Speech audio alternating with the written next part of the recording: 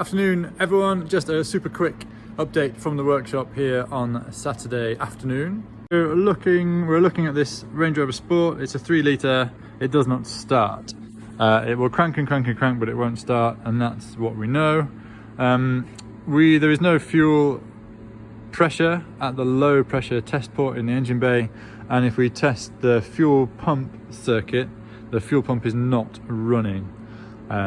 So fuel pump fault or wiring fault potentially, but here is what we've found. So these two connectors here, this one should plug into this one. This is the main chassis loom, this is the main body loom, this is the connector between the two. So everything on this side is in the body, everything on this side is in the chassis. On this side of the connector we have the fuel pump fuse and fuel pump relay, etc. And on this side of the connector we have the fuel tank and the fuel pump.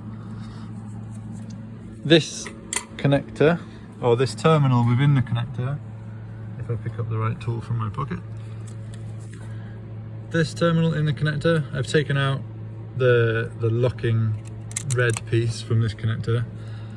This is the feed from the body that goes to the fuel pump. So this is the positive, and you can see the little plastic tab underneath is inserted up into the metal. On the ground side of that connector, which is now fallen off, the ground side, the plastic tag is bent and is not inserted up into the metal, into the terminal, which means that as you push the connector together, the terminal can push out the back like that. And it means we don't get contact between the ground side of the wiring and the fuel pump. And that is why we're not getting any low pressure in the fuel system and why the car doesn't start.